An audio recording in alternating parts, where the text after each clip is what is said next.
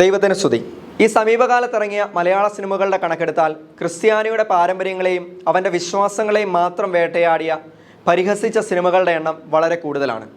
ക്രൈസ്തവനെയോ അവൻ്റെ വിശ്വാസത്തെയോ തളർത്തുക എന്ന ലക്ഷ്യം വെച്ചിറങ്ങിയ സിനിമകളാണവയെന്ന് എനിക്ക് തോന്നുന്നില്ല. പിന്നെ എന്ത് കാരണത്താലാണ് മോശം പ്രവൃത്തികൾ ചെയ്യുന്ന കഥാപാത്രങ്ങളെല്ലാം ക്രൈസ്തവ പാരമ്പര്യമുള്ളവരായി പോയത്? കാരണം ക്രൈസ്തവൻ്റെ മനോഭാവം നിസ്സംഗതയാണ്. മോശം കഥാപാത്രങ്ങളുടെ പേരുകളും കുടുംബങ്ങളും ക്രിസ്ത്യാനിയുടെയോ അവൻ്റെ ചുറ്റുപാടിനെയോ പ്രതിനിധീകരിച്ചായാൽ പിന്നെ പേടിക്കാനില്ല. യാതൊരു തരത്തിലുള്ള പ്രതികരണമോ പ്രതിഷേധമോ അവൻ്റെ ഭാഗത്തു നിന്നുണ്ടാകില്ല. ഇനി അഥവാ ആരെങ്കിലും ശബ്ദമുയർത്തിയാൽ ആ വ്യക്തിക്കൊപ്പം ആരും നിൽക്കാനും കാണില്ല. സ്വാഭാവികമായും ആ പ്രതിഷേധം പ്രയോജനരഹിതമായി തീരും. എന്നാൽ ഈ അടുത്തിടെ ഇറങ്ങിയ ജോഷി സംവിധാനം ചെയ്ത ജോജു ജോർജ്, നൈല ഉഷ, വിജയരാഘവൻ, കല്യാണി പ്രിയദർശൻ തുടങ്ങിയവർ പ്രധാന വേഷത്തിലെത്തിയ സിനിമയാണ് ആന്റണി.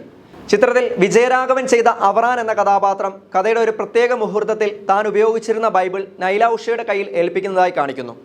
പ്രാർത്ഥന വേണ്ട സമയമാണ് എന്ന് പറഞ്ഞാണ് കൊടുക്കുന്നതെങ്കിലും പിന്നീട് ഒരു ഘട്ടത്തിൽ കാണിക്കുന്നത് ബൈബിളിനുള്ളിൽ ഒളിപ്പിച്ച് വെച്ചിരിക്കുന്ന ഒരു തോക്കാണ്. ആ തോക്ക് വെക്കാൻ പാകത്തിന് വചനഭാഗങ്ങൾ വെട്ടി ഒതുക്കിയിട്ടുമുണ്ടായിരുന്നു. ക്രിസ്ത്യാനിയുടെ വേദപുസ്തകമായതിനാൽ പ്രതികരണങ്ങൾ കാര്യമായി ഉണ്ടാവില്ല എന്ന പതിവ് പല്ലവിയാകും ഈ സിനിമയുടെയും അണിയറ പ്രവർത്തകർ പ്രതീക്ഷിച്ചിട്ടുണ്ടാവുക. എന്നാൽ ഈ കടുത്ത ദൈവനിന്ദയ്ക്കെതിരെ പോരാടി നീതി നേടിയെടുത്തിരിക്കുകയാണ് ജോജി കോലഞ്ചേരി എന്ന ചെറുപ്പക്കാരൻ. ഇതേപ്പറ്റി അദ്ദേഹം തൻ്റെ ഫേസ്ബുക്ക് പേജിൽ ഒരു പോസ്റ്റ് ഇടുകയുണ്ടായി. ഞാനത് നിങ്ങളെ വായിച്ച് കേൾപ്പിക്കാം. ഈശോയ്ക്ക് നന്ദി.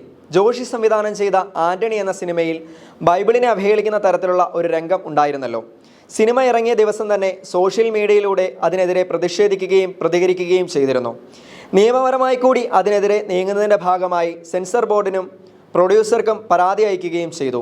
അവരുടെ ഭാഗത്തു നിന്ന് യാതൊരു നടപടിയും ഉണ്ടാകാതിരുന്നതിനാൽ നീതിക്ക് വേണ്ടി അഡ്വക്കേറ്റ് ജിജിമോൻ ഐസക് വഴി ബഹുമാനപ്പെട്ട ഹൈക്കോടതിയെ സമീപിക്കുകയുണ്ടായി.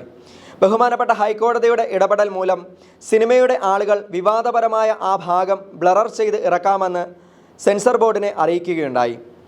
കേസ് നടന്നുകൊണ്ടിരിക്കെ തന്നെ തിയേറ്ററിൽ നിന്നും സിനിമ മാറിയതിനാൽ OTTയിൽ റിലീസ് ചെയ്തത് ബ്ലറർ ചെയ്ത വേർഷനാണ്. സിനിമയിലൂടെ ക്രൈസ്തവരെയും അവരുടെ വിശുദ്ധ ഗ്രന്ഥത്തെയും കൂദാശകളെയും മനഃപൂർവ്വമോ അല്ലാതെയോ അവഹേളിക്കാൻ ശ്രമിക്കുന്നവർക്ക് ഇതൊരു മുന്നറിയിപ്പായിരിക്കട്ടെ. മേലിൽ സെൻസർ ബോർഡും സിനിമകൾ സെൻസറിങ്ങിന് വരുമ്പോൾ ഇങ്ങനെയുള്ള കാര്യങ്ങൾ ശ്രദ്ധിക്കുമെന്ന് കരുതുന്നു. ആദ്യമായിട്ടാണ് ഞാനൊരു കേസ് നടത്തുന്നത്.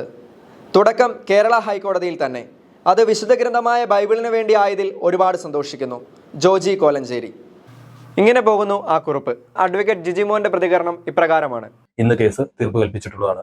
ആയതുകൊണ്ട് പെറ്റീഷൻ അങ്ങനെ സാഹിത്യത്തിൽ പോയപ്പോൾ പ്രൊഡ്യൂസറുടെ റിക്വസ്റ്റ് പ്രകാരം സെൻട്രൽ ഗവൺമെന്റ് അനുവദിച്ച പ്രകാരം ഇന്ന് ആ പോർഷൻ ബ്ലർ ചെയ്താണ് ഇപ്പോൾ OTT പ്ലാറ്റ്ഫോമിൽ റൺ ചെയ്യുന്നത്. ആയതുകൊണ്ട് പെറ്റീഷൻ എന്നുള്ള ജോജി വർഗീസ് ആ കാര്യത്തിൽ ഒരു വിജയം നേടി എന്നുള്ള ഒരു വിശ്വാസത്തിലാണ് ഞങ്ങൾ പോകുന്നത്. ഇത് എല്ലാ പ്രൊഡ്യൂസർമാർക്കും ഡയറക്ടേഴ്സിനും ഒരു പാഠമായിരിക്കും എന്നാണ് ഞങ്ങളുടെ ഒരു വിശ്വാസം.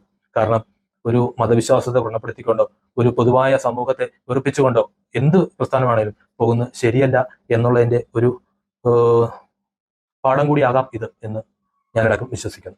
ഒരാൾക്കും മറ്റൊരു വ്യക്തിയുടെ അല്ലെങ്കിൽ അവൻ്റെ കാഴ്ചപ്പാടിനെയോ അവൻ്റെ വിശ്വാസത്തെയോ അവഹേളിക്കാനോ താഴ്ത്തിക്കെട്ടാനോ യാതൊരു വിധത്തിലുള്ള അധികാരവുമില്ല. വിശ്വാസമില്ലാത്തവർ വിശ്വസിക്കണമെന്നില്ല. എന്നാൽ അതൊരിക്കലും തൻ്റെ പ്രത്യയശാസ്ത്രങ്ങൾക്ക് കുടപിടിക്കാത്തവരെ അവഹേളിക്കാനുള്ള ലൈസൻസായി ആരും കാണേണ്ടതുമില്ല. അഭിപ്രായ സ്വാതന്ത്ര്യവും അവഹേളനവും രണ്ടും രണ്ടാണ്. ഇതൊരു തുടക്കം മാത്രമാവട്ടെ. ഇനിയും ഒരുപാട് ജോജിമാർ ഉണ്ടാവട്ടെ. ദൈവത്തിന് സ്തുതി.